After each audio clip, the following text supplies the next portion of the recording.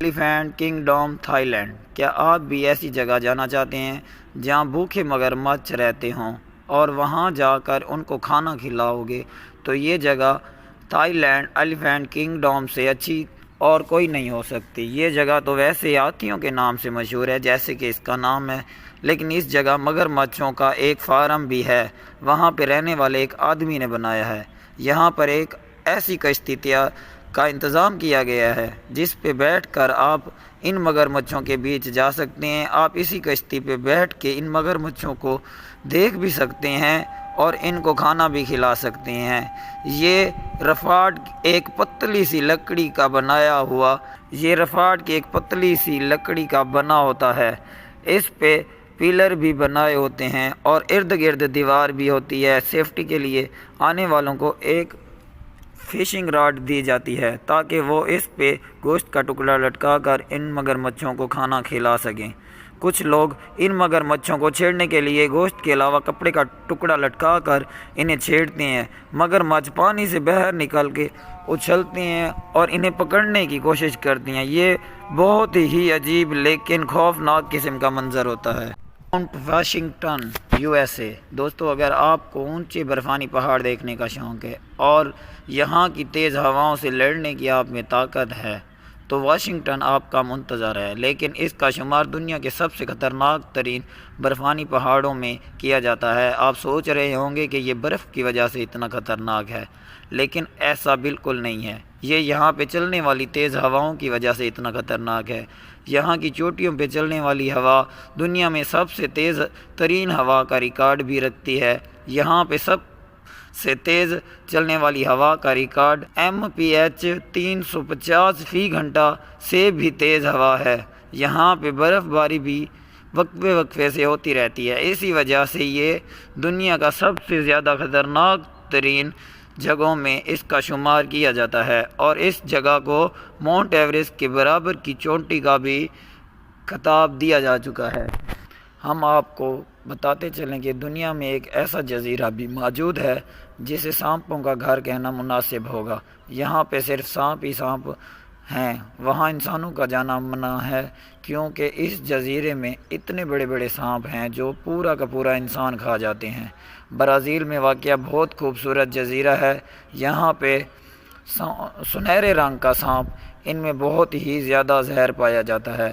یہ دیکھنے میں بہت خوبصورت اور پرکشش نظر آتا ہے، لیکن ڈس لے تو ان کا زہر اتنا شدید قسم کا ہوتا ہے، انسان کا گوشت پگھل کے ہڈیوں سے جدا ہو جاتا ہے۔ اسی لیے وہاں انسانوں کا جانا منع ہے۔ کہا جاتا ہے کہ کبھی اس جزیرے پہ بھی انسان آباد تھے، لیکن وقت گزرنے کے ساتھ ساتھ سطح سمندر بلند ہونے کی وجہ سے یہ دنیا سے کٹ گیا اور پھر اس کو سانپوں کی نگری کی حیثیت حاصل ہو گئی۔ سانپوں کی اس نگری میں لگ بھگ 2000 ایسی اقسام پائی جاتی ہیں جن کو زہریلا تقسیم کیا گیا ہے، اور 4000 ایسی اقسام پائی جاتی ہیں جنہیں ہائی زہریلا کہا جاتا ہے۔ یہ سرخ تاج والا سانپوں سے اس جزیرے پہ اب کوئی نہیں جاتا۔ یہاں پہ اب صرف جھاڑیاں اور سانپوں کے علاوہ کچھ نہیں ہے۔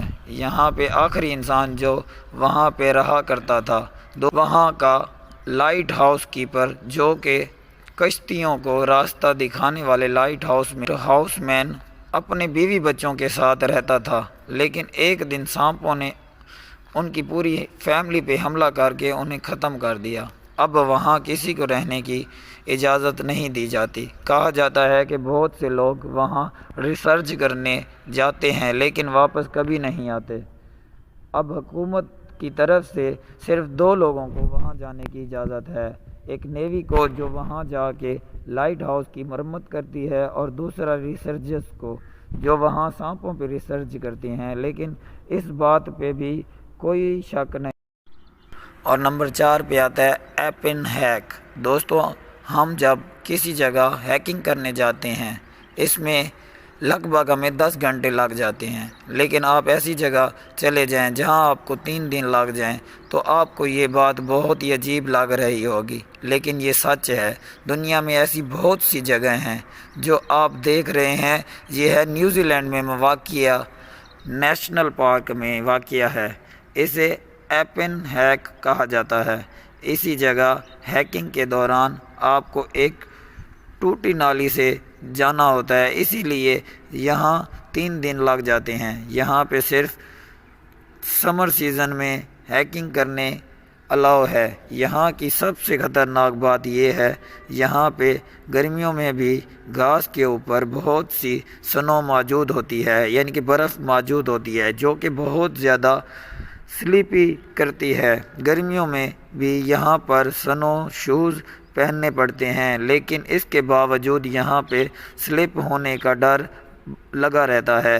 اسی ہیکنگ میں کمزور آدمیوں کو ہیکنگ کرنے کی اجازت نہیں، لیکن پھر بھی بہت سے کمزور آدمی ہیکنگ کرنے آتے ہیں اور اپنی زندگی کو خطرے میں ڈال دیتے ہیں۔ نمبر 5 پہ آتا ہے ڈینک ڈیزرٹ۔ عام طور پہ صحرا کے اندر صرف ریت ہی ریت ملتی ہے۔ یہاں کبھی آپ نے اتنا کلرفل ڈیزرٹ دیکھا ہے؟ یہ ایتھوپیا کے نارتھ ایسٹ میں موجود ہے۔ اس کا نام ڈینیکل ڈیزرٹ ہے۔ یہاں پہ آپ کو ریت نہیں بلکہ یلو اور گرین کلر کا لیگز نظر آئے گی۔ یہ جگہ دنیا کے بہت ڈینجرس جگہوں میں آتی ہے، اسی وجہ سے یہاں کے لیگز لاوے سے بھرے پڑے ہیں۔ یہ جگہ سطح سمندر سے 410 فٹ نیچے۔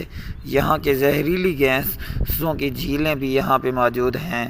اس کا تاپمان بہت زیادہ ہوتا ہے، لیکن بہت سے لوگ یہاں وزٹ کرنے آتے ہیں۔ وہاں رہنے والے لوگ نمک لینے بھی آتے ہیں، لیکن یہاں زیادہ دیر رکنا اپنی موت کو دعوت دینے کے برابر ہے، کیونکہ اس کا تاپمان اتنا زیادہ